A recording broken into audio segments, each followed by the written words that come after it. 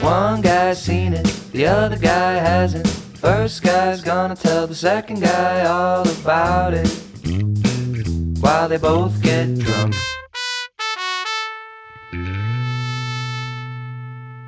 All right, welcome to yet another episode of One Guy's Seen It, the only podcast where one guy has seen the movie and the other guy has not seen the movie, and the first guy is going to try to convince the second guy to see the movie. And if he succeeds, they're going to take a break, they're going to watch the movie, they're going to come back and nerd out and be dorks, talk about the movie, and decide how many beers you need to enjoy the movie, all while getting more and more inebriated, because that is what they choose to do with their sentience. And without any further ado, or rigmarole, or hoopla, or ballyhoo, let's get into it. Sumner, give me the skinny.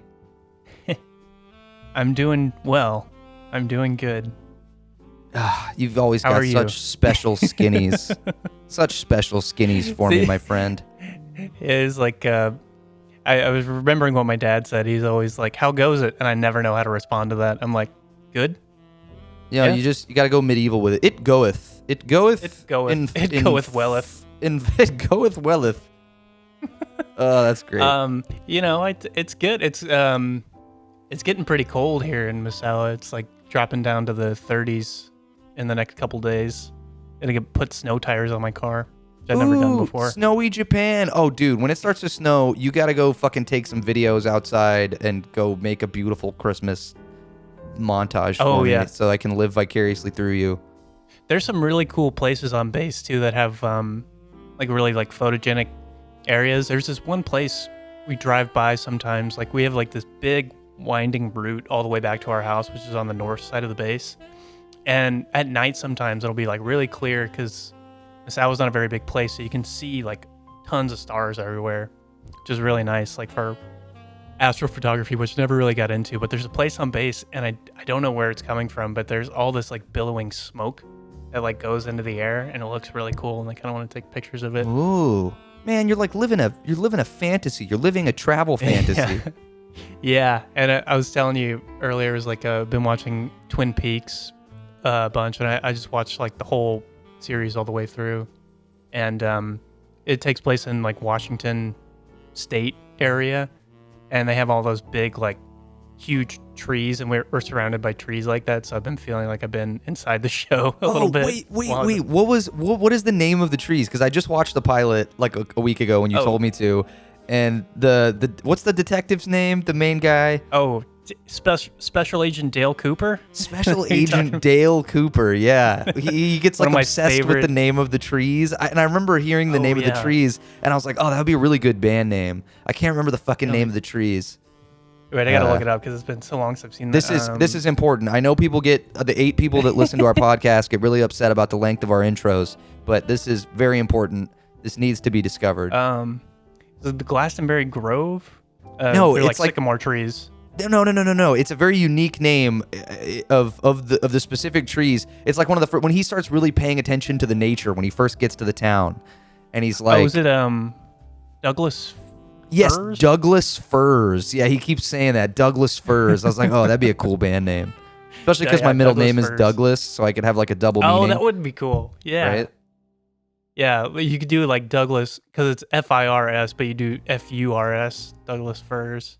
Ooh, yeah, because it's enough to be like, it's enough for somebody to be like, that sounds interesting. But then you got your clothing line all set up afterwards for your merch. Hell yeah, man. And then hipster David Lynch kids will feel cool. Did Andy just cough in the background of our podcast?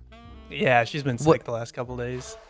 There's no excuse. I have no sympathy whatsoever. This is a professional operation. This is a business, Andy. We love you, but come on. Out of her abode, or our abode. Okay, fine. I guess if you're renting her studio space, it's reasonable for her That's true. Yeah. to cough. I think I'm getting sick too. But dude, everybody's getting fucking sick right now. I gotta be really careful. Yeah. Yeah, you told me you had a corporate gig the other day. Yeah. It was a soul crushing corporate deal at a venue in Austin that I've always wanted to play at. And so it was a little disappointing because like I remember going to that venue when I was in school or even the couple years we were living together there and being like, God, I would love to play here.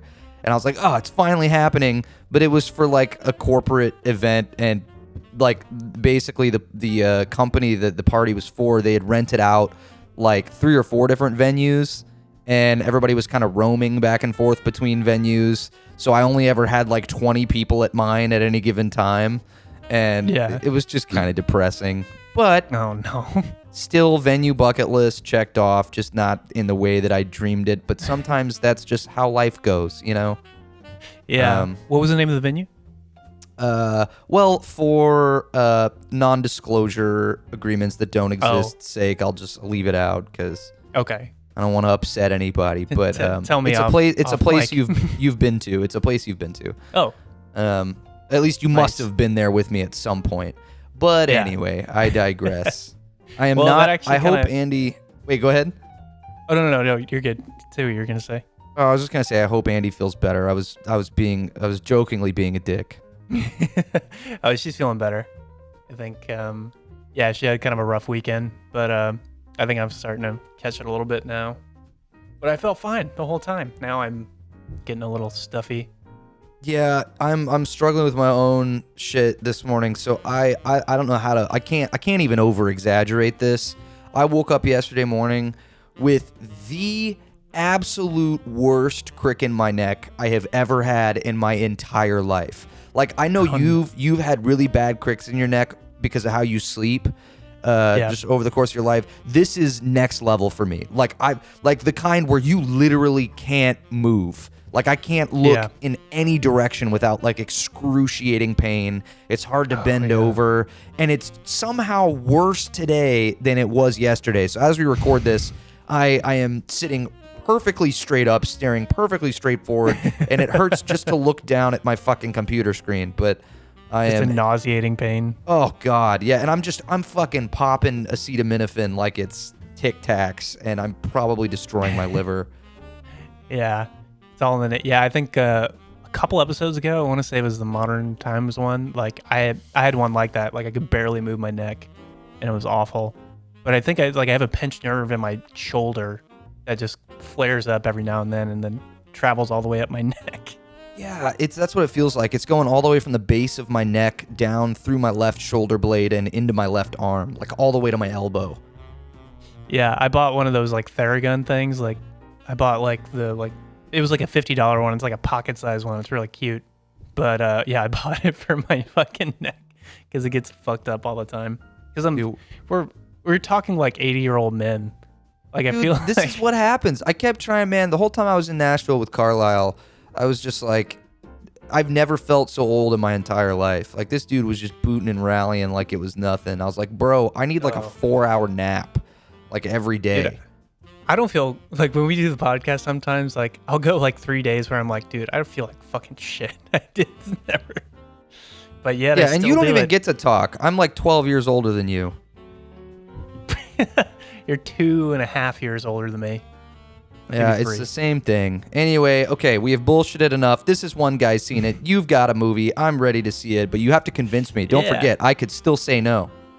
Oh, wait, what are you, I guess, what are you drinking? Because we always forget that part of the podcast. So, yes, we do. It's usually my fault. So, actually, this morning, I'm very excited to say I am drinking the University of Texas Longhorn branded. Now, I do not agree. Okay, yeah, let me preface this by saying I think that Bud Light, I think I feel bad for Budweiser because, you know, they did the ad with the trans person and just got absolutely shit on, which is ridiculous. Like, and I don't know why people care so much. Well, it's think about the primary demographic that's drinking Bud Light. Like, you know, I mean, it just is what it is. You're not gonna turn me transgender. Yeah, it's fucking ridiculous. But I've been seeing, I think they've been trying really hard to like get people's attention again, and because it's college football season, they're doing these like football team branded Bud Lights. I have a whole case of burnt orange Texas Longhorn Bud Lights right now. Oh. And it is the coolest thing ever. Although I hate that I have to throw them away. Like there's part of me that just wants to keep one, but then I'm like, am I really gonna keep a Bud Light can? Like what? Like I'm just gonna throw it away in a month. It's fucking stupid. Anyway, I'm drinking Bud Light, so there you go. Nice. Well, yeah, it's funny too because we live on a military base, and I don't know if this is connected to the Bud Light thing, but I've been to like our little shopette that sells alcohol and stuff, and they never carry Bud Light. I don't know if it's just service dudes won't drink it, or so they don't keep it in stock. I don't know what the deal is, but yeah, they don't carry Bud Light at all. Crazy. It's really strange because it's one of like the top end beers, but for some reason they don't carry it. Yeah, one of the most popular. Basically tastes like a seltzer. There's almost no beer in it. Yeah, I'm drinking a Sapporo right now. I'm on a Sapporo kick for some reason. Sapporo is the shit. Yeah, it's good. But it's pretty much just a Miller Lite. It's not nothing crazy. Is it a Pilsner? Because the last one that I had, it tasted almost like a Shiner Bock to me. Yeah, like it's an amber. got that vibe to it. Yeah, it's like a golden. It's just beautiful to look at. Like I pour it in a little glass and I drink it, and I feel all fancy. What does it say? Does it say on it that it's an amber, or is it all in Japanese? No, it's got English. That's a funny thing about Japan too, is like anywhere you go, like even like their signs like out front of restaurants and stuff, they have English like everywhere. Yeah. I don't know why that's a thing, but like on advertising and like restaurants, they have like a whole English, like English is really common, like more so than I would have expected. Like even on like, there's a place called like Happy Drug Pharmacy. It's just big English letters everywhere. So it's like, I was like, oh, that's surprising. Is it considered? Is English considered? Is it an official language of Japan? Is it like a?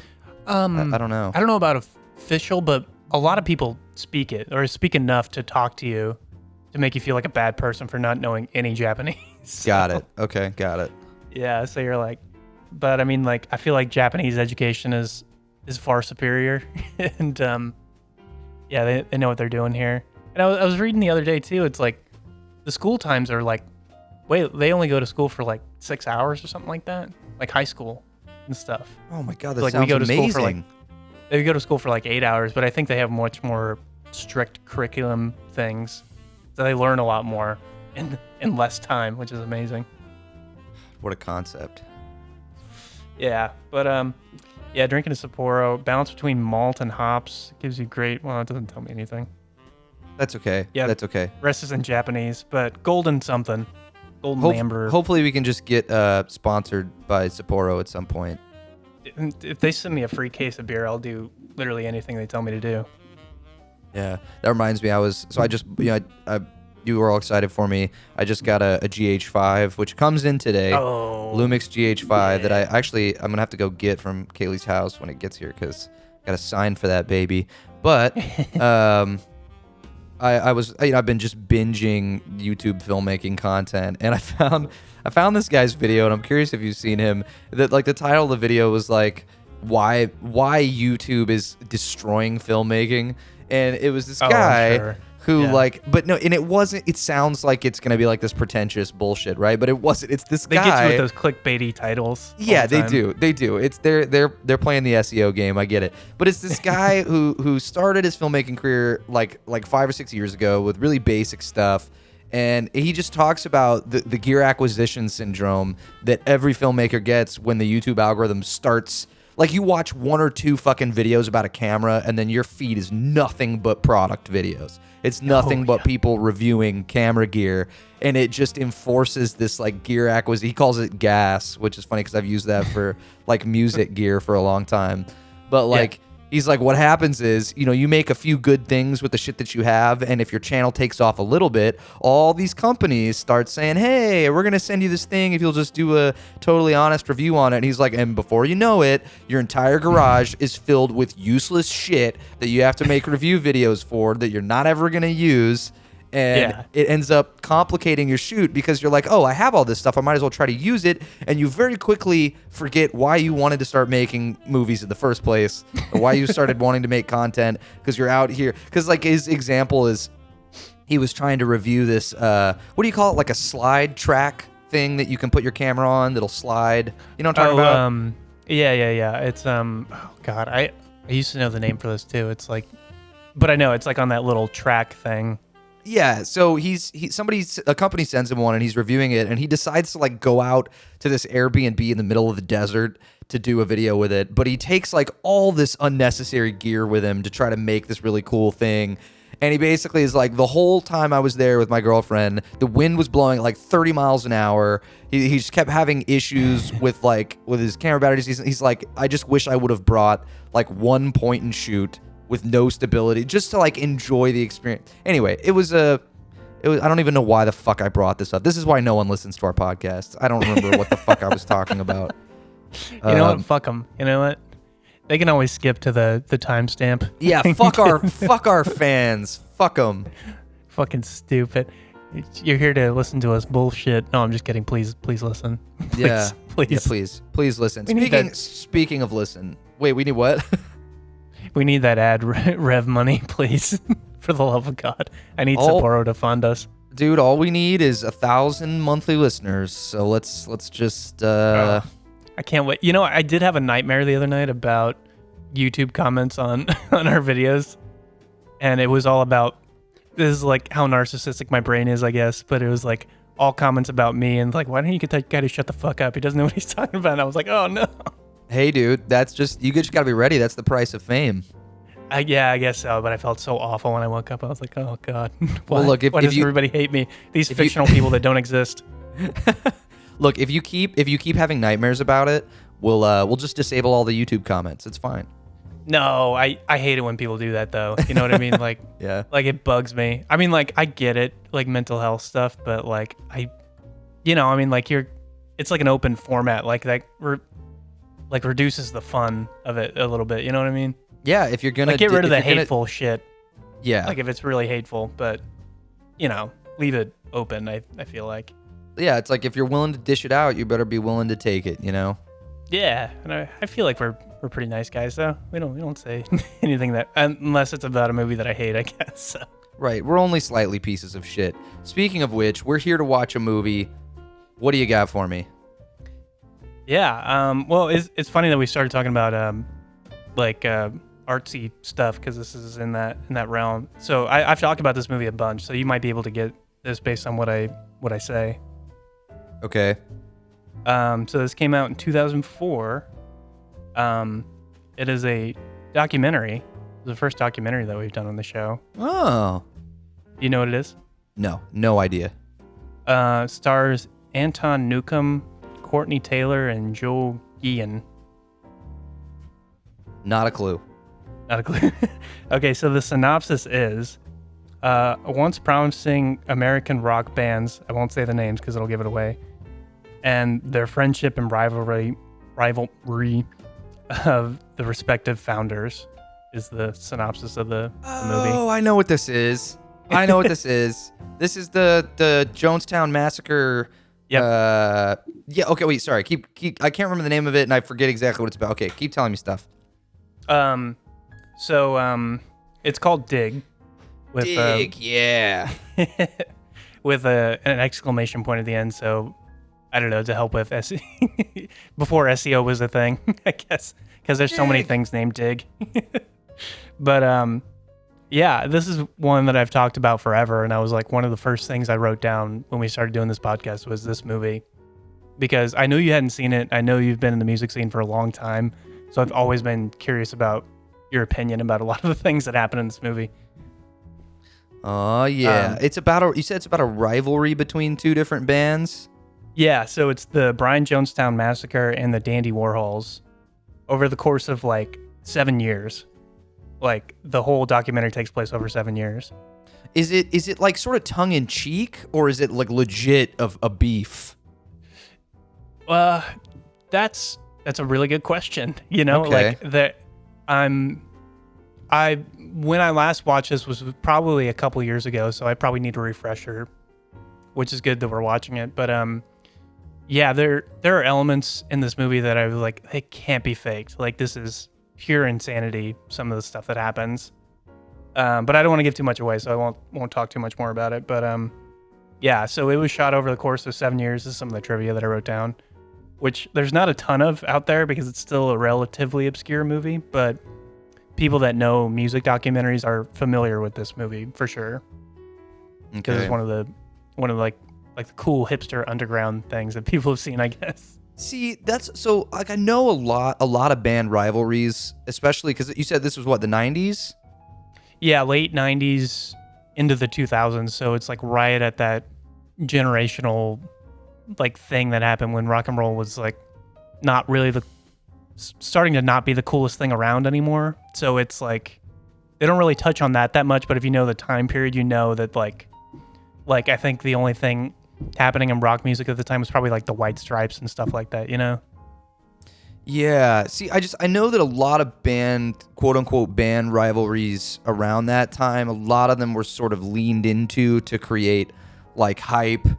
And yeah, so I'm curious to see how this sort of plays out and how it feels. Yeah. To me, it doesn't feel like that at all. Like okay, cool. They were two like nobody bands, and they just ended up, you know, kind of hating each other, but that kind of like lets itself be known later on. But yeah, so I mean, like, I think in terms of like, so it's like this is in the middle of the grunge era, like mid 90s time, and they were kind of doing like this, the Brian Jonestown Massacre were doing this like revival, psychedelic, but also like in the post-grunge era kind of thing, and they had all these weird styles and things that they were trying to do, and it's really unique, but you know, I don't know if they were like a great band, like if that makes sense. Sure.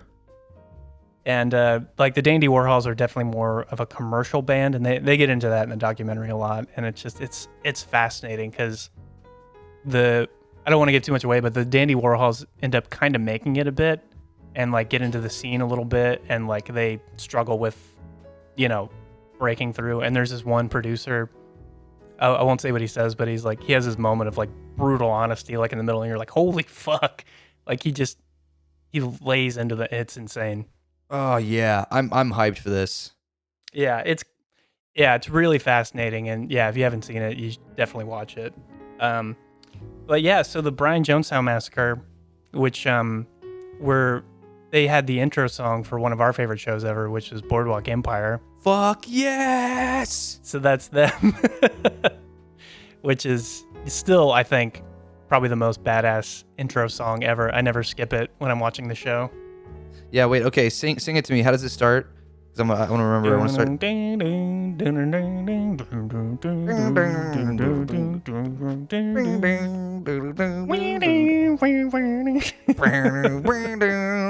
Oh yeah, I guess, and it's like.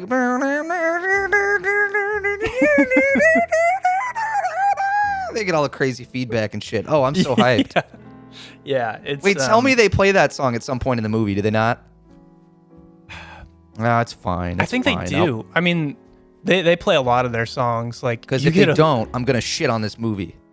You get like a pretty in-depth into Anton Newcomb's process, which is like anarchy to say the least. Like the way he records albums, like he had a little shitty home recording studio, like in the late 90s, which gives you a vibe of what they were working with at the time.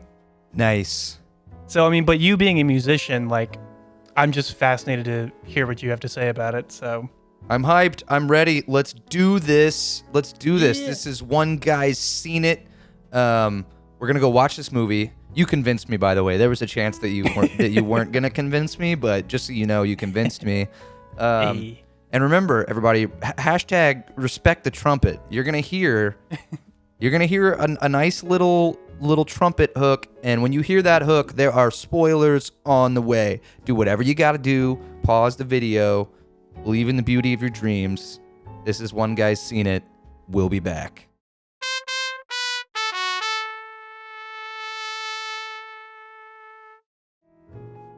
All right, we are back with One Guy's Seen It. Oh man, I have so many emotions and so much to say. I am. Oh yeah. Are you cool if I just kind of rant a little bit? No, please, yeah. Okay.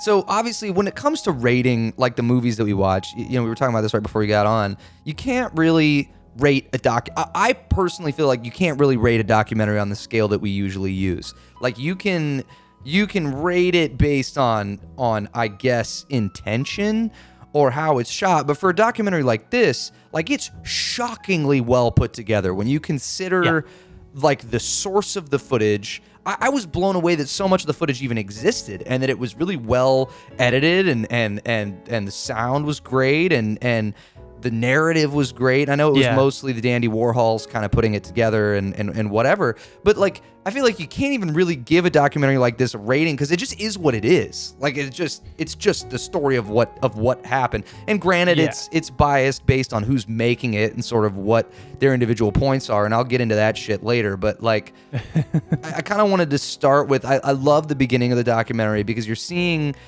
Anton as an artist sort of in his purest state, right? When he's sort of golden-eyed and he's got these golden visions, but nothing's really happened yet. And it's funny because you cringe at the beginning. I understand why Andy was saying, like, she watched the first couple minutes, was like, I'm going to have to walk away from this. Like, I have known in my... Shit, I've been playing music professionally for a decade now, right? But even like the first few years that I was doing it, where I was meeting a lot of like college age musicians all the time, and like I've met so many guys like Anton, like the lead singer for Brian Jonestown's Massacre, and the architect and mastermind. This just like bro revolution, like I'm a god, like everybody's gonna understand.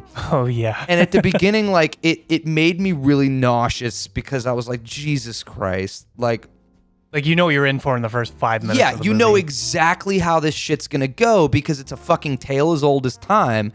Like, and it's sort of in a more kind of I want to look at things sort of as a macro scale, right? Like just for a second. Oh, God, it's like there's like too much to cover almost. It's almost too much to cover. Like I feel like there's such a fine line when it comes to any sort of artist, whatever the format, whatever the medium. But like the ball, and I'm sort of rambling here, but like the balls that it takes to actually be the thing that you are acting like, right? There's a difference, and I think that dichotomy was so clear. And they were both very open and genuine about it between, I forget the name of the singer for the Dandy Warhols who was narrating the documentary.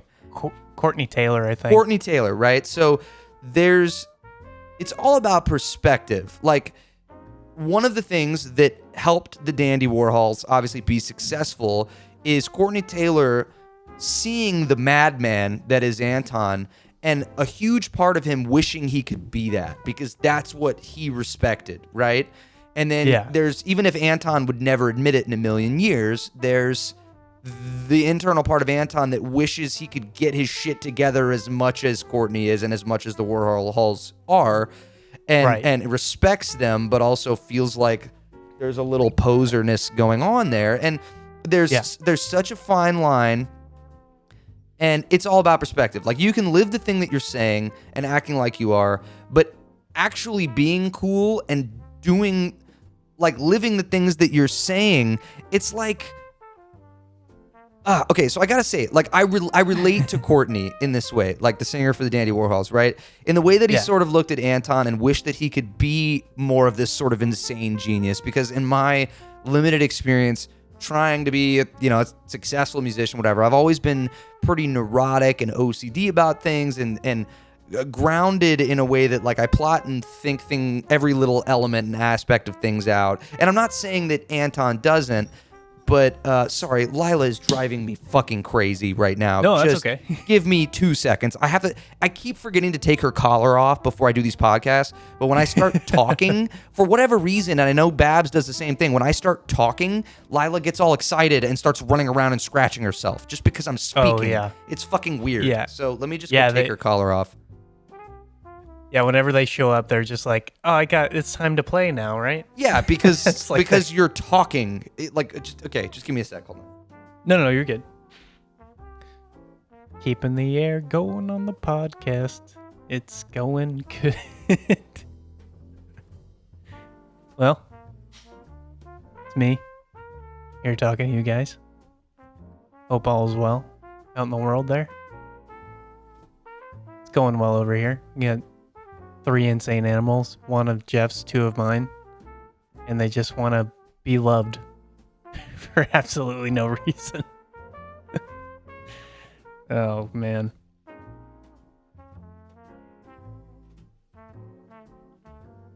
He's taking his sweet fucking time, isn't he? Oh, Babs, you just farted. Oh, that's fucking gross. Okay, are you still recording? Yeah, I'm still recording. I Okay, said same here. I'm sorry. Okay, I'm gonna start my rant over. Yeah, please. Okay, sorry, I'm a little drunk. Okay. No, me too.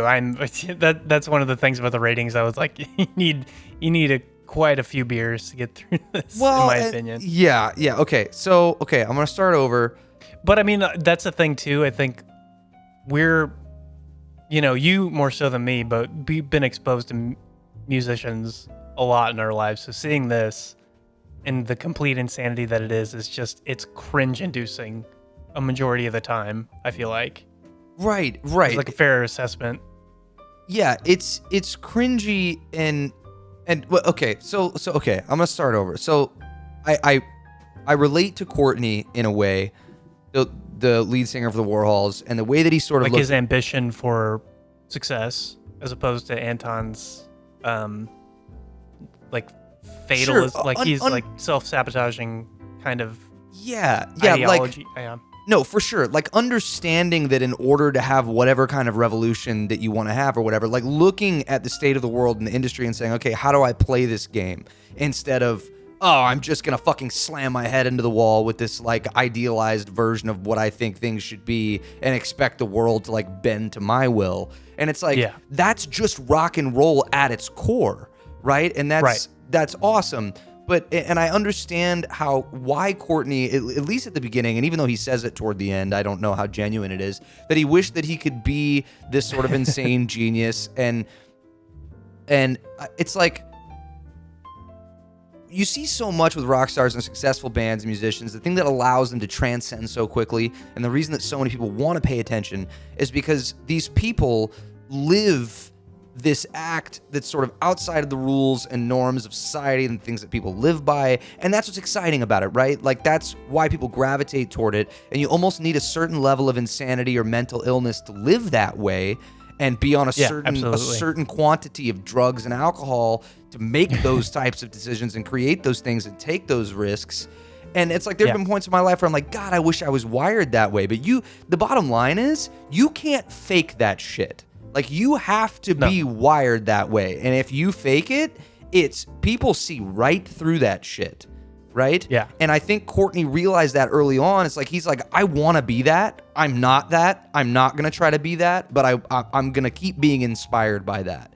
And that's the most important thing about this whole documentary to me is toward the end when a few of the label executives are talking and they're like, here's what's the biggest travesty about this thing, right? Is that if you look at every musician or artist that Anton interacted with, all of them went on to have successful careers and have great things happen to them because they looked at this and they were like, oh God, they looked at Anton and the way he was living. They were like, God, let me take what is cool about this and do it in a more calculated way because no one can fucking survive doing what he's doing. And it's like, you respect it, but who the fuck is going to be, that's what I'm saying. It's like the what is so clear from this documentary and from every great rock and roll documentary ever made, they're all pretty much the same, is that this certain level of madness that you need to transcend very quickly, if you don't have the right people around you and just enough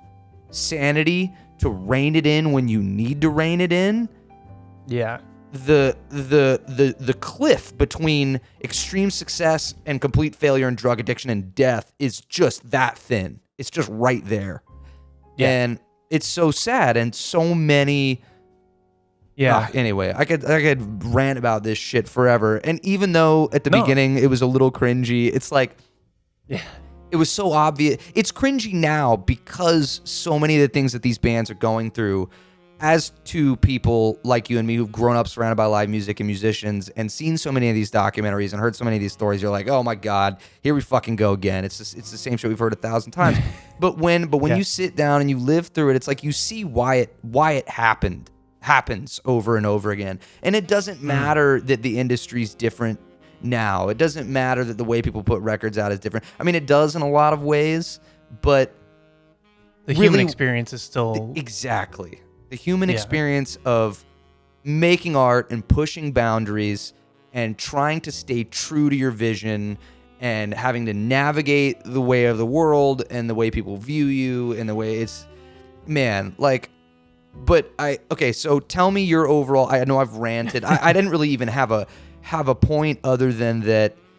No, it's a fucking tragedy, and I think that it. And I haven't looked up like what the bands are doing now. I think it was cool of the guys from the Warhols to work so hard to make this documentary because it's, like I said, it's shocking how much footage there is, how well crafted it is, and it sucks because there are parts of it where it really feels like an expose by the Dandy Warhols on the Brian Jonestown massacre, and it's not really fair in that way because it's easy for Courtney to be like, oh yeah, we talk so much shit about them and we used them a lot in various points of our upward trajectory and sort of mooched off of their scene and what was cool about them. But and they're pieces of shit. They're totally pieces of shit, and they're not well-adjusted humans, and that's why they're never successful. But also, they're the greatest band ever, and they're incredibly inspiring. Yeah. And it's so like, oh God, fucking shoot yourself. Like, it's bad.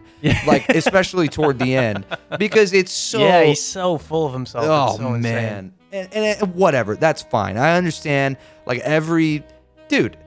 Bottom line is, he's allowed to be full of himself. Anton was infinitely more full of himself than that guy is. It just comes off more genuine because Anton's actually fucking insane. So it's like, yeah, he doesn't have that self-reflective part of himself. Right, and every successful frontman or successful rock star, whatever, has to have that certain level of ego and obsessiveness to sort of do well and to be fair, Courtney was writing all the songs, he was producing all the songs, like he's and sorry, the Warhol songs are just better. I know that they also had like major label. Some of them they had major label producers. But they were already, by the time they got signed, they had already realized, like, okay, we have to shift a little bit more pop. We have to try to give this shit a chance on radio. And Anton was never coming from that mindset. So as soon as the Warhols got signed, like, there's no way Anton was ever going to respect them ever again. And it was always going to be a fucking shit show. Anyway, give me your overall thoughts. I've been ranting for like 10 minutes straight. Yeah, I mean, I think watching this now, because I think the last time I watched it was in my early 20s, and now like having some distance from it and like, being around musicians in a more like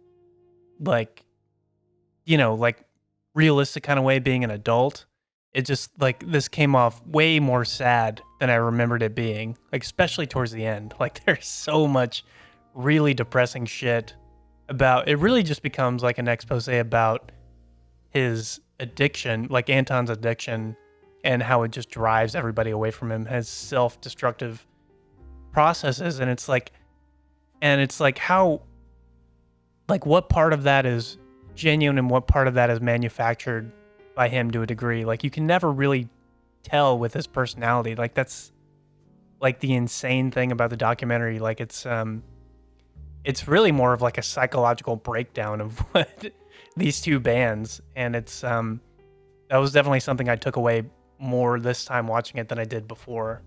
Yeah. And it's just there are parts of it that are just like so ridiculous that you can't even like wrap your head around, and then there are parts like where they're talking to Anton's dad and he's basically like telling them, he's like, yeah, I was a shitty dad, I was an alcoholic, like I've like schizophrenia, and I think I gave that to Anton in a way. And then they cut to like a thing like very abruptly, like in the middle of his sentence. And he's like, and then Anton's dad killed himself on his son's birthday like the next year. It's like, what? Yeah. That is such an insane thing. Like, what the fuck just happened? Yeah, man. I mean, my note was holy fucking shit. Dad suicide, so sad. Yeah, but the fact that they were like on his son's birthday, I was like, dude, what the fuck was that? You know, there are moments like that where you're like, oh shit, I get why he's so fucked up and so crazy. Like, because the dad even says that he's like, yeah, he just needs love and attention. I don't think I could ever give that to him. And he was like, Jesus Christ. Like, it's like, he pretty plainly states what the fuck is wrong with him. And like, to a degree, it's like, there are moments in the documentary that it feels like a Spinal Tap skit, but then like real life creeps its way in like that. And you're like, whoa, what the fuck? Like, it's actually real. And you're like, oh, it get really uncomfortable out of nowhere. Yeah. And yeah, it's just an insane experience. I think I wrote down at the end, I was like, it's crazy that an 1.5-hour movie can make you feel like you watch 5 hours of somebody's life. No, Like, yeah, it feels like you lived an entire lifetime with them. Like it really did. You know, it's funny. There's okay. Well, first of all, I gotta say my favorite member of the band and my favorite person in this whole fucking documentary, I think his name is Joey, the maracas guy. Oh, Joel. Yeah.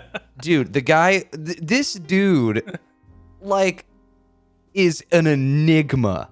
Like, the whole, I just can't. So, first of all, it took me like 45 minutes to realize what he was actually doing in the band. And he was sort of acting as like a hype man / percussion player, right? That's it. He's the tambourine guy. He doesn't really play an instrument. He's just kind of there. He's kind of like, if Anton can't sing or he's getting in a fight, he's like the comedic relief almost. Yeah, and I wonder how much of this is intentional, but in so much of the show footage, he's the front man. Like, he's center stage. Oh, yeah. He's up there dancing. He signs the record deal at the end of the movie. That's fucking bananas, dude. Like, to me, he was the most important character in this entire story because he's this dude who's just along for the ride, but he's really the glue holding it together by its fucking strings, just barely. Yeah. He's the most, like, I don't want to say intelligent, but the most charismatic member of the band by far. He's the one that does the deals, talks to the record executives, has a sense of humor. You know what I mean? Like, he's there to keep them like, hey, we're real people. Like, you know, like, we're just trying to make it. Like, he's the one to, like, you know, make everybody like, it's like, hey, we're just dudes, you know? Yeah, like, we're not insane. And toward the end, when the Brian Jonestown massacre ends up completely falling apart and the original band completely breaks up, and there's like a little interview with him, and he's like, you know, I'm really bummed about it. Like, I'll find somebody else to be creative with. There was a moment where I felt really sad for him and really bad for him because he'd gone through so much shit. He signed the deal. He did a lot. And I was like, well, I can't really feel that bad for him because really, he's just kind of there. Like, I know he's a party animal, dude. Yeah, he's just a fucking party. Like, I know. I'm not saying I didn't feel bad for him. He just because you're not in the band doesn't mean you're not in the band. He was in the band, but like. That's a great School of Rock reference. Perfect. Thank you. Like, he was clearly essential to them even getting as far as they did. No, I do feel bad for him because it's like, if you leave the band, like, what else do you have? You know, like, this is like all you got. And like, he was like, you know, like strong-willed enough to be like, oh, I'll make it. I'll be okay. Like, don't feel bad for me, like, kind of thing. But like, dude, I was like, you know, like I can't imagine like the reason you stick around in the band for that long is like, it's like, shit, what else am I going to do? You know, like, yeah, it's really depressing. Like, I feel bad for him too, because he was like trying to hold it down as best as he could.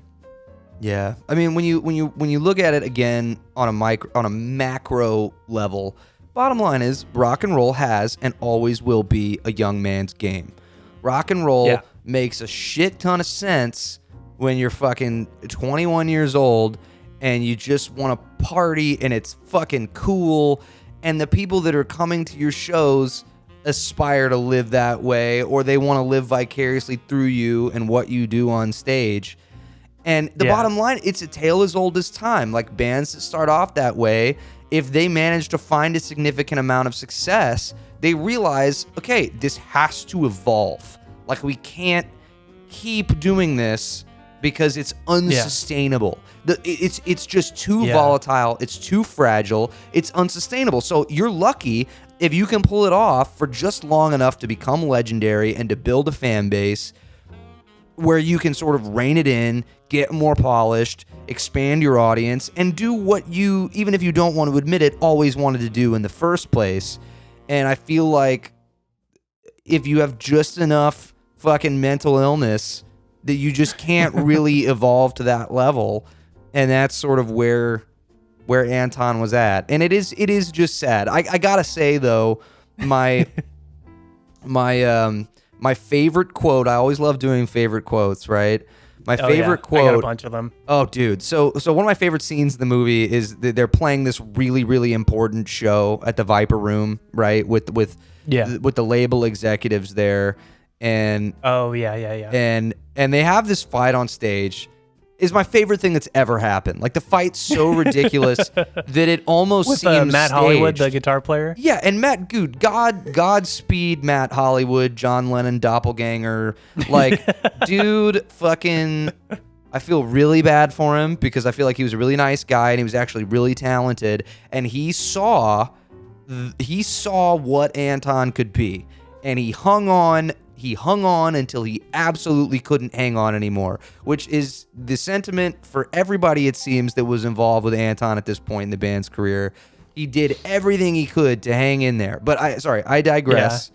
Yeah. No, it's funny that you mentioned it because, like, I even wrote down a quote that he said. He's talking about, like, they're about to get this deal, and he's like, but Anton started doing drugs again. He's like relapsed, and he's like, he has this quote that's really like deep, and like he's making a decision for all of us that he wants to fail. Like, he's making the decision for everybody in the band. I was like, shit, dude, that's fucked up.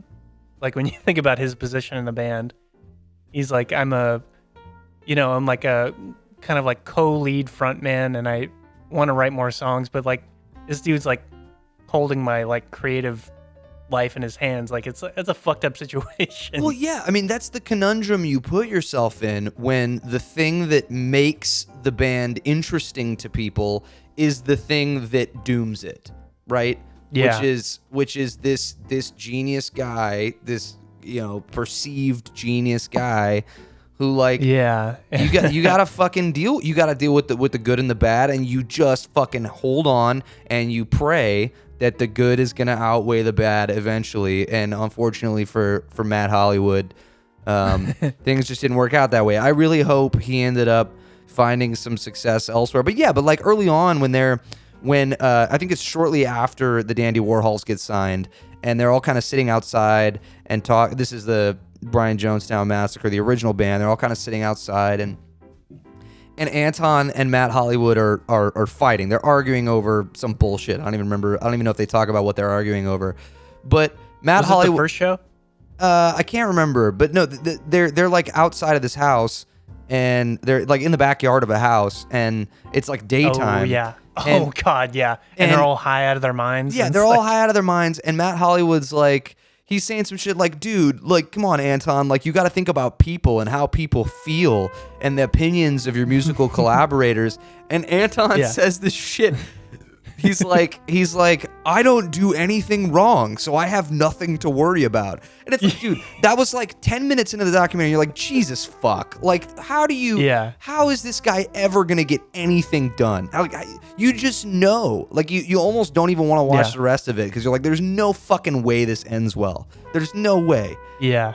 And oh, sorry. God, no. I got distracted. I didn't even say what my favorite line was, but it's when they're doing that Viper Room show, and after this huge fight happens, and Anton's just acting like a child and punching everybody on stage. He gets off Oh, stage and he's standing outside the venue and the camera guy's on him. And the camera guy's like, how you feeling, man? Like, how you feeling, Anton? And he's like, he fucking broke my sitar, motherfucker. I was like, that is the best thing anyone has ever said. Yeah, I literally that was one of the first things I wrote down. I was like, that's fucking amazing. It just doesn't even seem real. It's like you said, it feels like, and maybe just because it's 90s and whatever, it felt like Spinal Tap. It felt like Spinal Tap 2. Yeah. But then like it grunge Spinal Tap. Yeah, and not even grunge. That was the other thing that bugged me, right? So it's both these bands, and I guess this whole scene that was happening at the time, it's like this 60s revival, this nasty fucking grungy 60s revival thing, and whatever, that's cool. But to hear these A&R reps at the time be like, this was the greatest thing that's ever, like, it's, the cycle of fucking, Americana, and he's not trying to do anything new. He's just doing something incredible and new. It's like, okay, whatever. But, like, it comes off really fake. Yeah, like, at some point, the music just doesn't have an identity.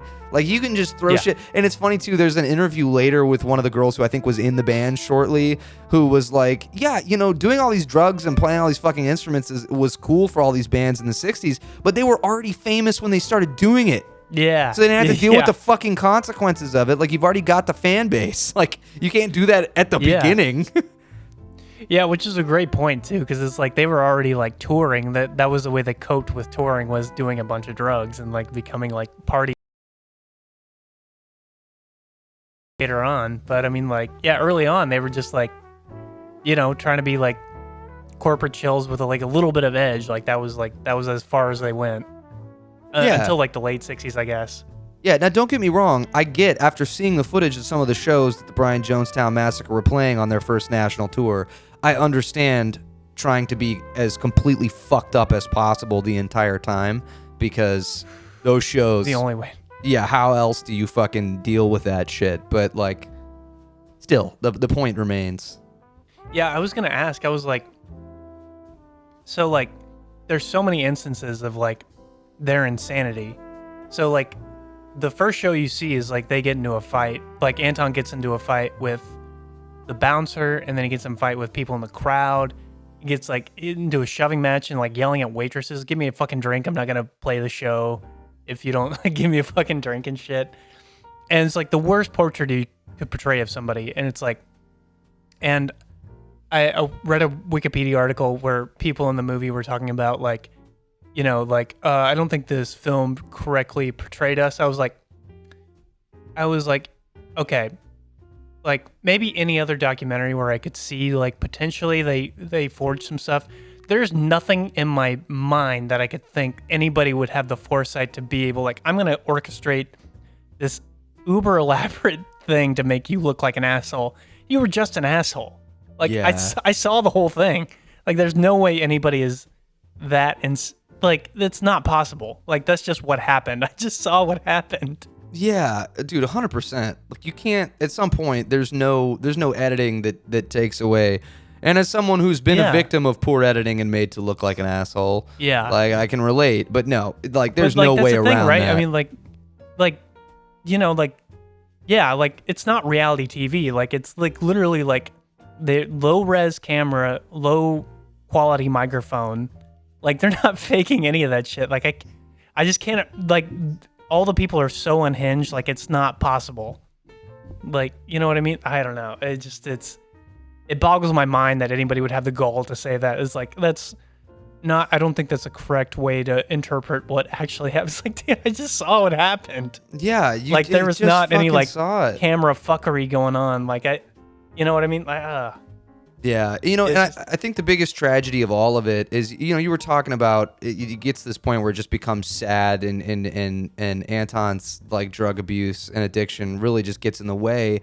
And it's like, there's a scene shortly after they get signed to TVT, right? Which is their big second chance. Fucking Anton blows it with the major, and TVT is this big indie label, and they get invited to do a couple of shows in Tokyo, and TVT is really excited about the record.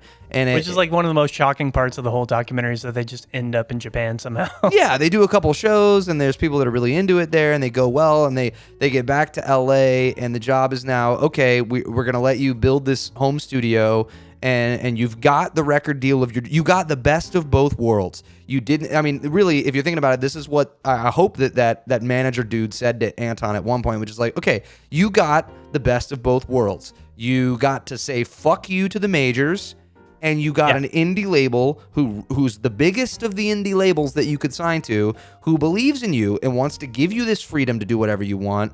They helped you build this studio in your house so that you can control everything, you can play everything. All you have to do is go make the record of your dreams.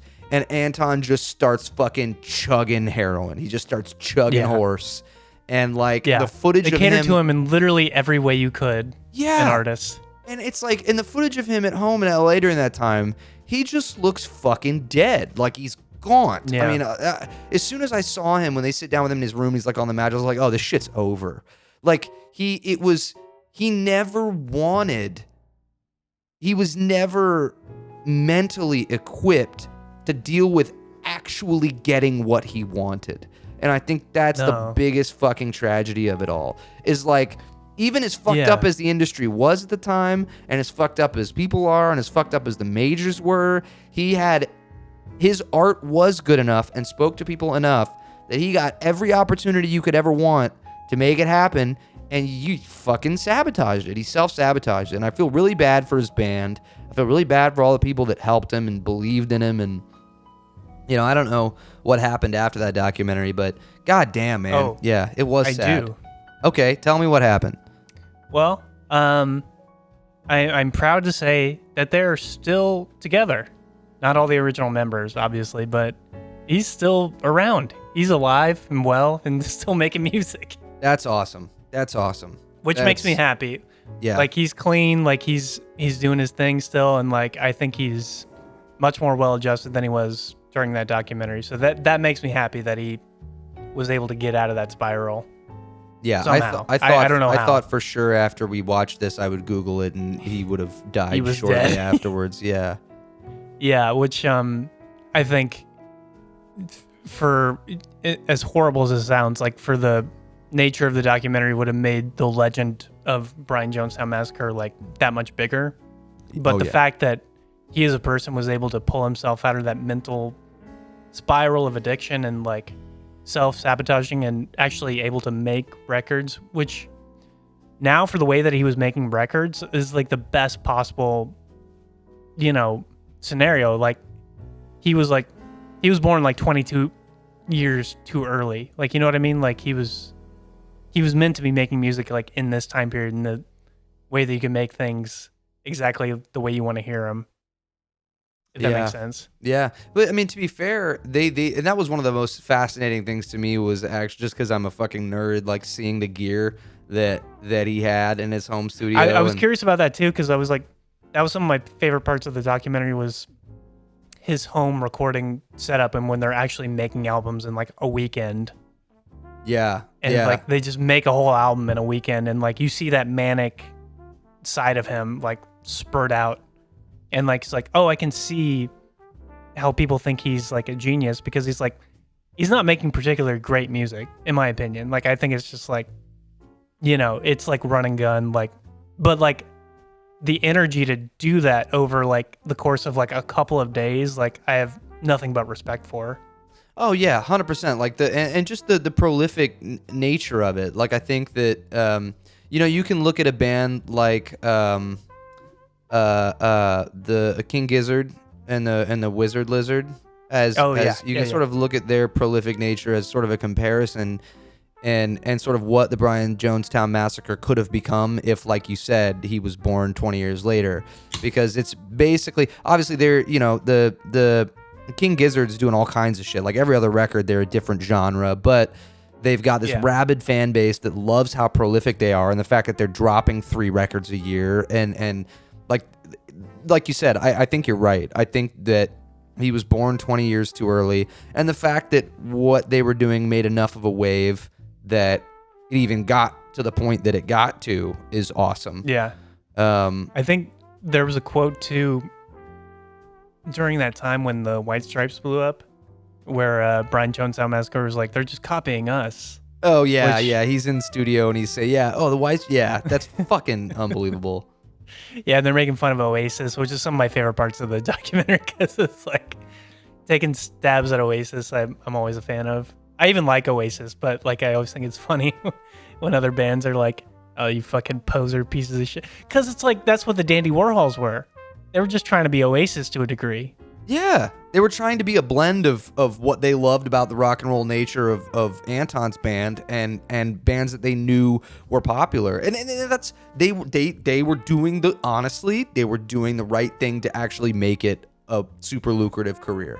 Like every decision that the Warhols made along the way, I was like, I understand that, but I also understand. And I did too. You can't ignore the fact that because you got to see sort of an everyday situation where they were taking the things that made the Brian Jonestown Massacre cool and using them. Like the photo op at their house was just fucking shameless, man. Yeah, I was going to say that was like one of the most pathetic parts of the whole documentary. And here's the thing, like if they were still really tight at the time, I get it. Like it could be seen as like a practical joke and just kind of funny, but tensions were already high. They were already high. And I was like, Courtney, what the fuck, man? Like you just come off like a douche. Like just a fucking dickhead. douche. Yeah, and the fact that like at the same time they're $500,000. By the way, we got to talk about the unbelievable music video budgets that were commonplace in the 90s. They were commonplace. And David LaChapelle, who was like one of the biggest music video directors at that time. Yeah, I mean, it's they actually got an interview with him, like talking candidly about that video, which was amazing. The way he tore them down.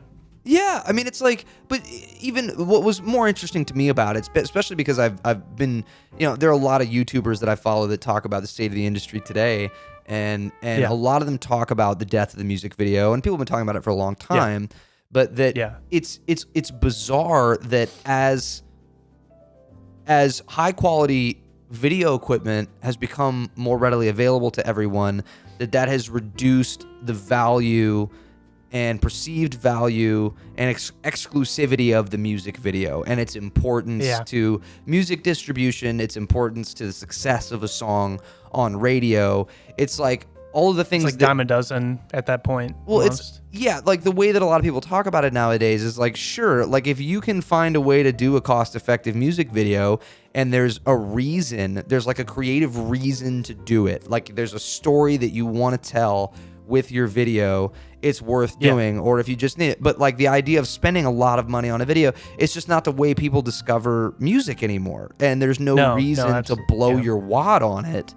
It's much more lucrative to artists nowadays to spend that same amount of money shooting, 300 TikToks, and that's just the way it is. But I still think, and a lot of people still think that music videos, because everyone can afford and access high quality video equipment, there's no reason not to make a video. You just need to be really creative. But bottom line is, it absolutely blows my fucking mind when I see what these major label budgets were for these videos at the time. Like just $400,000? It ended up being over $500,000 and the video completely flopped. It's like fucking shit that so many artists in the late 90s and early 2000s were getting sign and drop. It's because the video was so important, and if the video didn't take off, the label's already in, $500,000 to $1 million. They're gonna drop you real fucking quick if your shit doesn't take off. It's fucking nuts, man. Did you I was curious too, because like there's that guy at the beginning who was fucking brutal. The executive at Capitol basically just breaks down what dandies are, like the Dandy Warhols are worth to him, like in the label. Yeah. And you remember that he was like he basically says like they made a $400,000 music video. They're doing this. There's no way they're going to be able to recoup their losses, and the Dandy Warhols, like everybody else, will fail. Like he basically says it right out, and it's like, holy fuck. Yeah. It's the first like 20 minutes of the documentary, and you're like, Jesus Christ. And it sucks. And like this is supposed to be like their guy. They're like, dude. They're rep. But I mean, like in that guy's defense, like the Dandy Warhols were dickheads to him, like the entire time, egotistical maniacs, like being like, I think even at one point Courtney Taylor's like, I sneeze and hits come out, and he's like, like, well, I think Capital will find the funds to fund your handkerchiefs or something like that. I was like, Right. That's a fucking great comeback. That's amazing. It really is, and it's man, like, and that's another reason why this documentary is so fascinating to me, is like the way that the structure of a song becoming a hit has changed, right? Like at that time, you needed the A&R people to believe in the band first, to bring the band to the label executives, and then the label executives had to use, basically all you could really use at that point was, you know, like information from the band's shows and from the A&R people of how crowds were reacting at the shows, and then you would use just historical reference, like just the nature of hit songs over the last however many years to determine whether or not you thought a song was hit worthy. And it's crazy to me that how much, even just 20 years ago, right, that was still so much in the hands of these executives, and how 180 degrees that shit has flip-flopped to the point now where it is so 100% in the hands of the people and democratized by TikTok's algorithms that now the labels won't even sign something that isn't already crowd-proofed and already taking off. It's funny. It's like the labels, which is like a whole other gatekeeping, like, yeah, it's thing, like the but it labels makes can sense. still take advantage of artists in the same way. It's just the process of how the artist ends up on the label's radar and signed is completely different. Yeah, there was a great quote by that dude that was just like an uber fan of them and like trying to get them signed for years and years. Like, you remember that guy? He was just like a huge fan who happened to be like one of those executive guys. Oh yeah, he was an A&R. He was an A&R for like Elektra or something. Yeah, and he had like a very like he was like a young guy and very optimistic, and like I liked his take on the whole thing, which was really cool. But he was like, what did he say? God, I can't even remember what he said. God, I was like looking through my notes and I wrote down so much other shit. But yeah, oh God, I lost my place completely. But he's like, he basically talked about the 90% failure rate of all bands, like talking about like any other industry in the world, that like that's an insane statistic. Like somebody is fucking up on the corporate side, you know, for that to happen. And then like you should be able to recoup if you allocate the resources and the money well enough. Like you should be able to recoup every album that you get through. Like you're trying to make big hit records, but that's not always feasible with every artist, which is why they had more success in Europe than they did in the US, because it was just like, I don't know, the resources were allocated proportionately to like the success that they were able to draw. Like it was fascinating to hear his take on that. Yeah, no, agreed. And you hear that a lot with different bands. Like one of my personal favorite bands of all time, Kings of Leon, even though they're a bunch of just dude bros. Oh, when we watched that one, what was the name of that documentary? Talahina Sky. Yeah, which is kind of similar to this in some ways. Yeah, very similar. And it was around the same time period, just in a little bit more of a... But they had the same situation where it's like, I think because... What's weird is like revival American music tends to do better overseas because it's revival American music. Like it's not a coincidence that at the same time that the Jonestown Massacre and the Dandy Warhols, who were trying to revive this like 60s psychedelic thing, at the same time that shit was blowing up in Europe was the same time that Kings of Leon's like garage rock roots southern revival shit was blowing up in Europe. It's like there was clearly this like appetite in Europe at the time for revival American genre music, and these bands all just kind of rode that wave. And the thing with those American bands too is like, I think like American revival bands think that started in the US, which is like, there was like California like rock bands that like did that, like Crosby, Stills, Nash, and like I don't know, Bob Dylan, and like, you know, people like that, like more folksy kind of bands. But really like the rock that they're interested in, like the Beatles and the Who and Led Zeppelin and all, they came from Europe. That's where all those bands originated from. Like that psychedelic rock thing was like started in Europe, and it makes sense that it would, make more sense over there than it would in America. Yeah. I mean, it's bizarre, and I think the difference between the way that labels, a huge difference between the way the labels operated then versus now, is that now there are so many more metrics and analytics that labels can look at to determine the potential for a song's popularity or the potential for a band's popularity. Whereas back then, you just kind of had to take the risk. Like if enough A&R people believed in it, and there was enough local buzz, and there were enough publications writing about it, there were proof markers that were typical indications of a band's potential success, and that's all labels had to use. And even with those indicators, there's still so much that was unsure, and that's why you get that 10% success rate, right? And nowadays, that's not the case, because you have infinite social media analytics to truly determine the growth rate and path of a song, and labels don't have to take those risks anymore. It's so funny that you hear so many label executives talk about how much worse it is than it used to be, and they're getting a smaller piece of the pie, and it's so much harder. Fuck off. Like, you basically have a cheat sheet now. You don't have to take risks anymore. Like, you can find some 18-year-old kid who's got 8 million hits on TikTok on his first song that he ever wrote, and you can give him $1 million and convince him to sign with you. Now you own his ass. Like, it's just... Yeah. You don't have that corporatized stigma that everybody's bitching about in this documentary. Yeah. Anyway, overall, I know we're getting over our limit here. I have so much more I want to talk about. I know, dude. Wait. I gotta say the point that I felt out of love with the Dandy Warhols. Like, I was really happy for them when they had struggled with not having a whole lot of success with the first couple singles, and the music video kind of flopped or whatever. And then they start doing these festivals, and they're kind of peaking. And there's this line that the chick keyboard player has that was so fucking pretentious that it made me want to fucking slam my head into a wall. She was comparing themselves to the, and we take our job seriously. I was like, oh my God, like, good for you.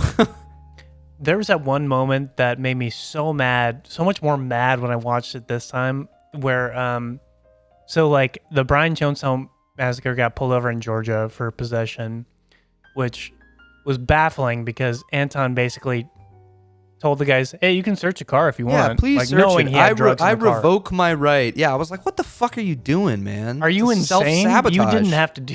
Yeah, you didn't have to do that. Yeah, exactly.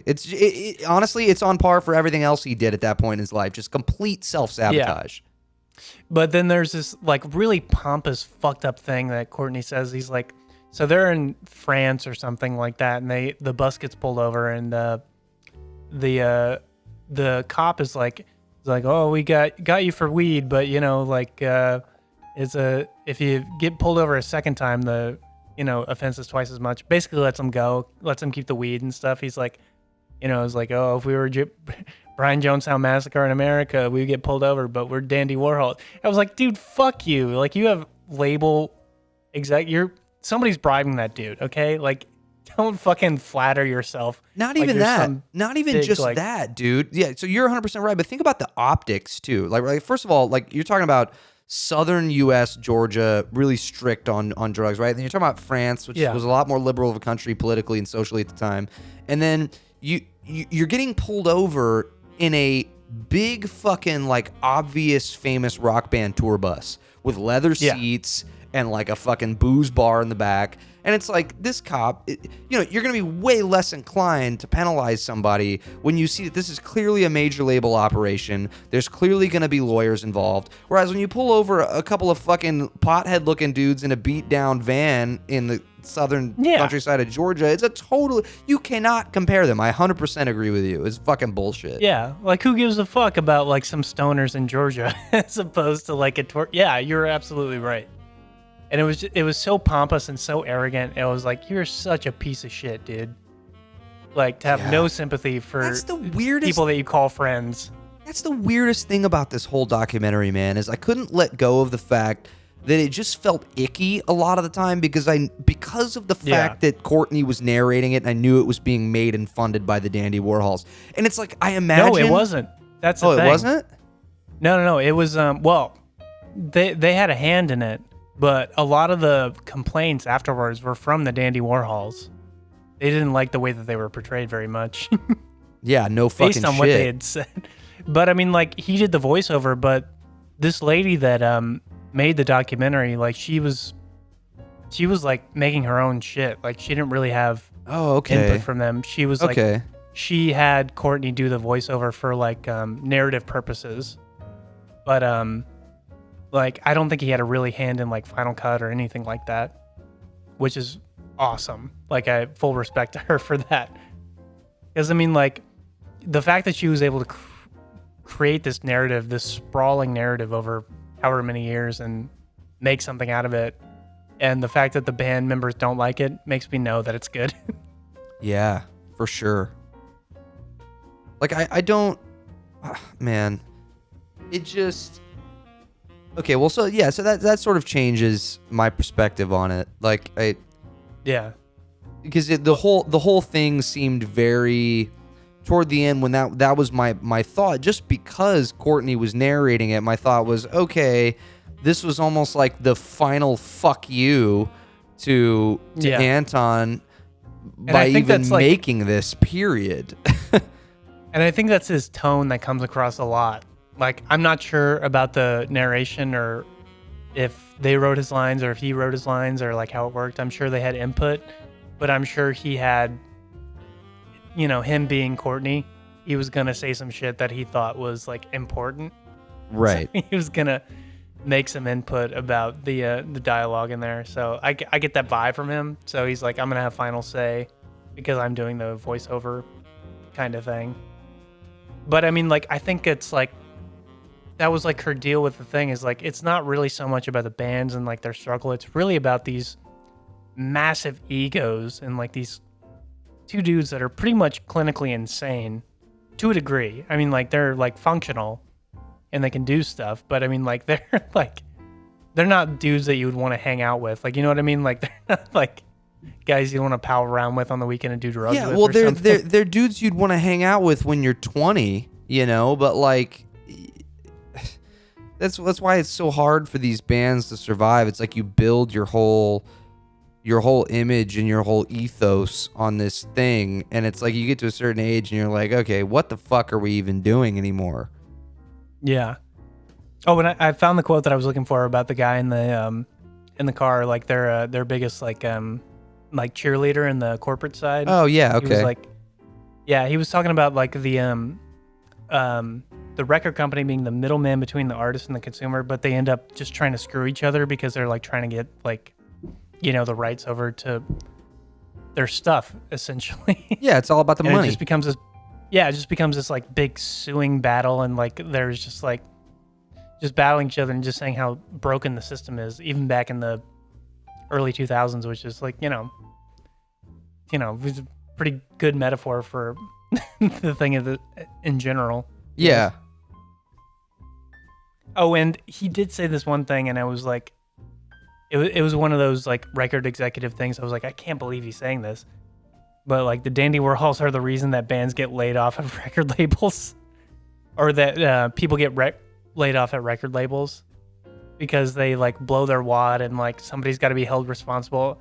And usually it's just the middle management people at record companies.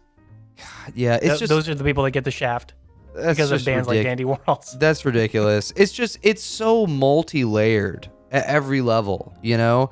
Yeah. It's like if somebody took the time to really break down the trajectory of a band at that time, it's like there's a certain Brompton cocktail of things that need to happen to get to this level, and then there's a certain Brompton cocktail of things that need to happen to get to the next level, and then the next level and the next level, and at each level there are 20 fucking things that can go wrong, and if any one of those things goes wrong, everybody gets fucked. That's just the risk you take. Yeah, and that's the thing too. It's like you can like get on board with what the bands are saying, like in their highly idealized states, but then they're the real people at the record companies, like doing a business, and it's like, I want to be here for you with your artist, but you have to face facts. Like, this is a business, and like all these record people being like, look, we can like get on board with your vision of the world, but like at the end of the day, we have to be able to sit down with you and tell you how this is how things are, and if we can't do that with you, we're not going to sign you. Yeah, you know, basically is what they're saying. It's a partnership. You got to meet in the fucking middle. Yeah, and it just makes the record executives come off really good, in my opinion, honestly, because they're just, you know, they believe in what they're doing, but they're like, you know, like, we have jobs and we have businesses, and like, it's just like, if it's not selling, we can't do anything with it. You know, it's just our trade. It's our business. It's not personal. Yeah, every time an A&R executive, especially at that time, I don't know how much it's changed now, but like every time an A&R executive would push a band, which is their job, is to discover bands and push them to their executives. But every time they do it, every single time that they do it, they're risking everything. They're risking their job. They're risking their livelihood. And if they take that risk with you, and if they take that risk with you and they believe in you and you just completely self-sabotage all of it, no fucking shit that they take it personal. Like, it's crazy. Anyway, I loved it. I think it's an important documentary. I think anybody that's ever played in a band or been around musicians would get something out of it, you know? I did want to talk about two more things, then we can get on to the end of this. Okay. I did want to talk about Anton high on roller skates, giving out records to people on Sunset Strip. Oh, yeah, man. What a shit show. Yeah, he's like in his like Bolshevik hat, and like he's wearing like a Elvis impersonator outfit the whole time. Yeah, man. And then Courtney says this thing. He's like, Anton took me backstage and was like, hey, we should get a Blur Oasis thing going on, you know, like a rivalry, which is what you were talking about at the beginning. Like, how much is this manufactured? It's like, it was all manufactured, apparently. And I forgot about all that. Yeah, and that's what I was saying at the beginning, too. I was like, these things, if they last this long, there's always some element of that, you know? Yeah. But it was funny because it wasn't even the record company. He was just doing it in his own head. He's like, how can we generate press? Which was like totally antithetical to everything that he believed in. But for some reason, he was like, I got to generate press and make this like a thing and like try and get famous. But he was like, didn't want to be famous. Like, it was a weird dichotomy in his personality that didn't make any sense. Yeah, and therein lies the catch-22. You can't have both things. You can't say that you're this and act like you're this and expect this. And I think the Dandy Warhols understood that early on, and Anton resented them for it. And it's a tale as old as time, man. You gotta love it. You gotta fucking love it. I honestly think with everything, with every fucking bananas insane thing that happens in the course of that whole documentary, I think that the craziest shit is toward the end when he's like, after they've lost their deal and whatever, and it's a Jonestown show, and he like says he's inviting his sister on stage to play a song, and it's actually his ex-girlfriend, right? Oh yeah. And she does this song, and this guy is like, this dude in the crowd says something that's like not even bad, like it's like not even mean. Yeah. He's just like, oh, she should have her own show or something. He's trying to compliment her in a joking way. Yeah. And Anton like loses his shit and fucking like calls the guy up to the stage to face him face to face. And Anton takes his shirt off and roundhouse kicks the guy in the face. And the camera guy like turns over and looks at him, and the dude like looks into the camera and he's like, holy shit, he just kicked me in the fucking head. He had a Chris Rock moment right there. He's like, oh, Will Smith just smacked the shit out of me. Yeah, he actually just fucking did that. Yeah, it's fucking... Yeah. And that's the moment where you realize how separated from reality he really was at that point. And that's the thing, too, is like, we didn't talk about the end of the documentary that much, but when he's... They frame it in a way, and I'm not sure how legitimate it is, but it's like, you know, this is like Anton's last chance to like be with his kid or whatever, and like, you know, like all this stuff, and then like it's like the last show, and then like the last scene is him getting taken away by the cops because he did that on stage. Yeah. And like it was really weird and really sudden. So I don't know how legitimate all that is, but I mean, like, Well, he assaulted the guy. He kicked him in the fucking head. Yeah, no. That did happen. I was just like, the way they frame it in the documentary, it's like is like trying to make amends with like his ex-girlfriend who was in the beginning. Yeah, and there's this awful scene where he's like strung out on heroin and like kicking her out of the house and stuff. There were several different girlfriends. That first chick where she's like in the bedroom. Oh, is it a different? Yeah, it's a different girl. There are like 3 different girlfriends or fiancés. They're all fiancés somehow. Yeah, I guess they didn't show her in that, but like I guess he had a kid with this last one at the end. Yeah, right? I think that's the girl that was on stage singing. I think they ended up having a kid, and she kept the kid away from him. Or maybe, you know what, maybe you're right. Maybe it was one of the exes. There were 3 different girlfriends, though. I couldn't remember, because there's that one girl fiance was, I believe she was Asian, and then one girl was French. Oh, that was something I wrote down, too, that was hilarious. There was like a 10-second... There was like a 10-second clip where it's like there's like a brief synopsis of Anton's drugged out relationship with this French chick who's in the band for like a second, and then she leaves. They fight and she leaves and she joins another band, and then the falls lead in love with that guy. Yeah, and then they fall in love and move to Tahiti, and the whole thing's just glanced over in like 5 seconds. Like, what the fuck? Like, it's just fucking crazy. Yeah, that's like the Anton's dad committed suicide on his birthday. Like, it's like, what the fuck? You can't just gloss over that. It just adds to the legend, man. Yeah, and I did love that their biggest like music critic like proponent. What was his name? Oh god, I wrote it down too. Which was oh, the guy with the fake eyelashes and the long hair who's like, fuck the labels. Genesis they don't Porridge love love anything about music. They don't know anything. I can't imagine what a music executive is like in bed, because I bet they're a boring fuck. The sex must be terrible. The sex must be terrible. His name was Genesis Porridge. Yeah, who the fuck is that? He's just some like regular at the clubs. I don't know. He's just some guy they found in a coffee shop. He's like, I love the Brian Jonestown message. Yeah, it's awesome. Like the documentary is shockingly well put together. It really is. And Harry Dean Stanton shows up for absolutely no reason. Yeah, he's just hanging out at that party. Yeah, he just shows up and he's like, oh, Harry Dean Stanton's here. That's cool. Which is funny because he's in the new season of Twin Peaks at 90 years old. Holy like right before shit. he died. And he's just chilling. He's like the coolest 90-year-old dude that's ever existed. And he was hanging out with Brian Jonestown Massacre in 97. That's fucking nuts, man. Yeah, the whole thing was fucking nuts. And I did love their tour manager too. He was the only guy to ever call them on their bullshit. Yeah, and it's funny too because I've been driving so you pussies around place. for 3 years and you just fucking talk shit. Oh yeah, the early tour manager. His name was like David or something. Yeah. Yeah, he did. He was like the only. He said one real thing at the end. He was like, "Yeah, Anton's a great songwriter or whatever, but he's a fucking dickhead. Like everybody hates him, and they fire him the next day." Yeah. He was putting him on trial into the camera, and that girl was like, "Who's putting him on trial?" And he like points at the camera. He's like, "That is." This is camera. Anyway, that's all the shit I got. Yeah, man. But I honestly, big fan. Probably would need a long time and a lot more beers to watch it again.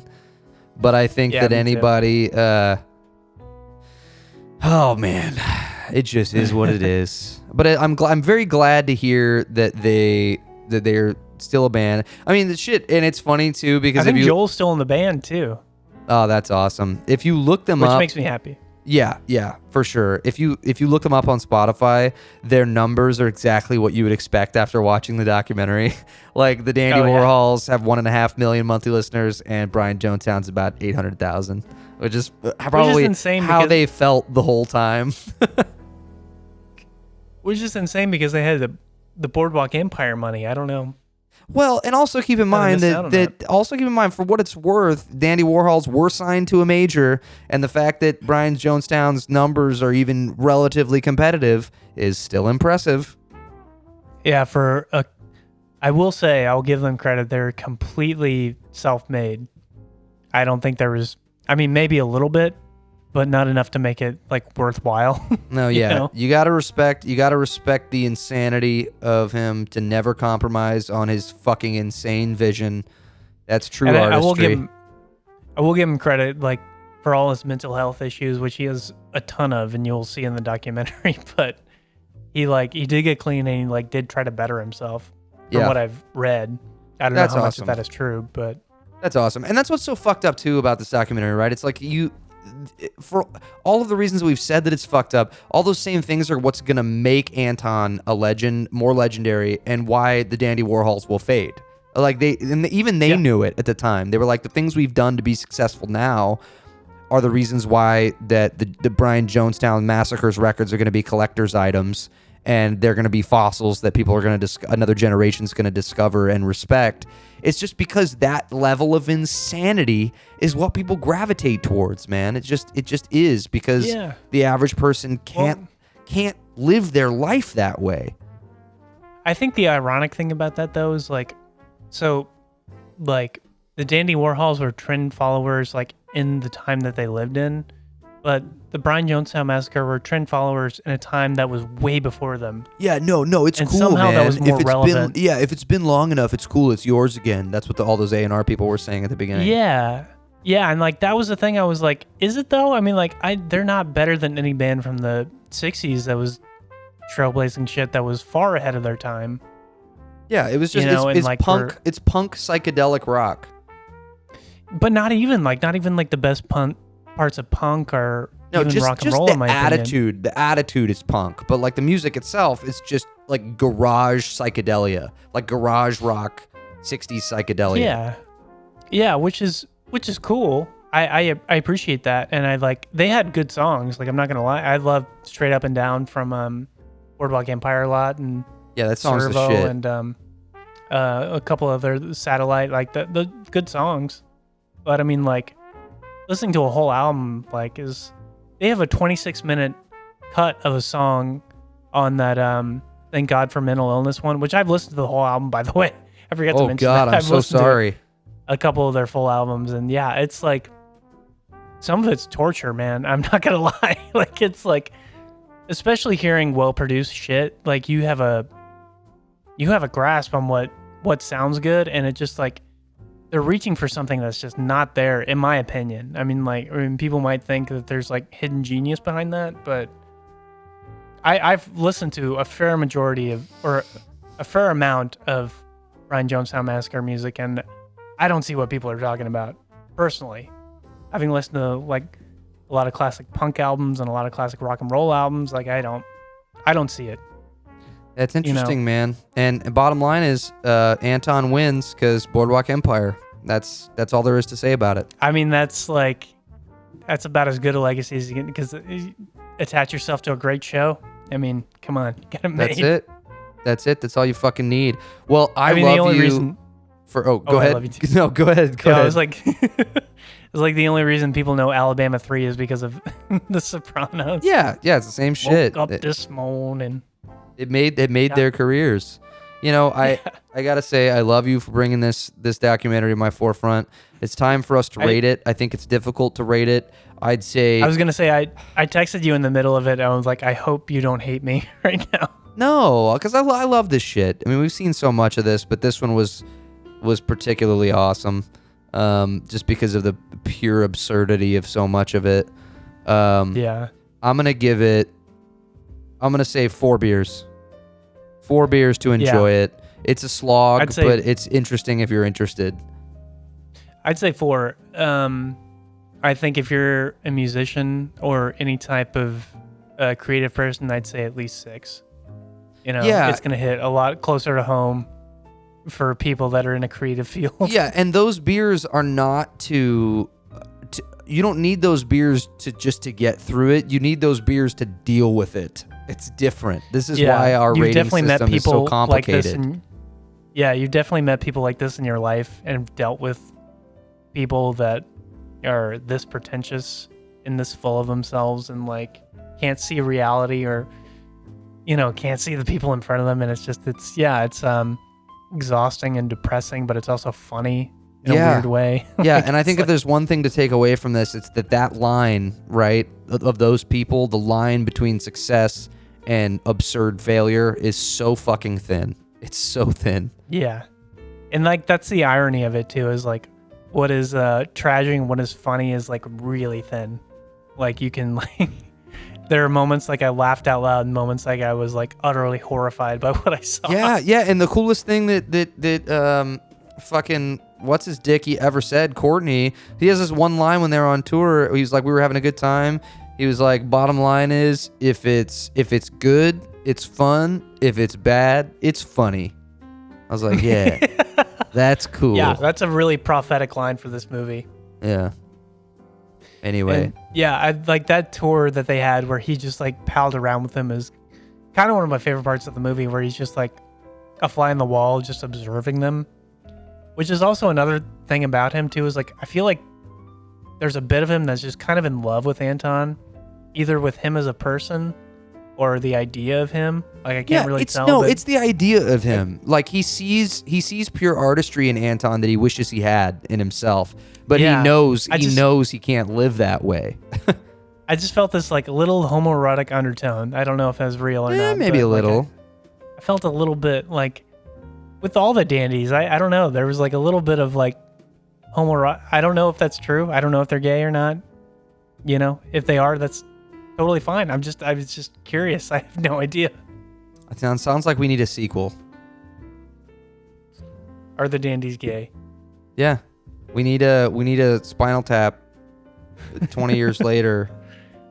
Which is totally fine. Where are they now? Well, if you've gotten this far in this podcast, you are a fucking trooper. There's an hour and a half into this podcast. Yeah, from Sumner and I both, we appreciate all of you. We love doing this. We love talking bullshit about movies. Do you have any closing thoughts? Yeah, go watch this movie right now. It's free on YouTube as long as you can get it. It's a fun ride. I don't know if you'll get much out of it unless you're into music or into music documentaries or you know musicians. But if you know musicians, just show it to them and they will freak the fuck out like Jeff did. They'll love it. They'll love it and hate it all at the same time. It was everything I wanted your reaction to be, honestly. I was so happy when you just like you wanted to unload. I was like, yes, I did it. Yes, you stoked the flame. You stoked the flame. Well, we love you guys. This has been One Guy's Seen It. We'll be back next week with something that I've seen that will disappoint Sumner massively. And yeah, you gotta bring the good stuff. Giving me shit. You're a fucking jerk. It's hard to find something you haven't seen. That's not true. There's a bunch of stuff I haven't seen. It's hard for me to find something. Okay. Let me take it back. Let me reiterate or rephrase. It's hard to find something good that you haven't seen. And there's a bunch of good shit I haven't. Well, yeah, it's hard for you to know what that is, but. Well, I just mean even something objectively good. I've rated 1,300 movies on my letterbox. You gotta go through all of them. Yeah, see, that's my point. Anyway, I love you. You guys have been listening to One Guy's Seen It. And remember, you got it. Every movie is better with at least 4.5 beers. 4.5 beers. Dig. Go see Dig. One guy's seen it, the other guy hasn't. First guy's gonna tell the second guy all about it, while they both get drunk.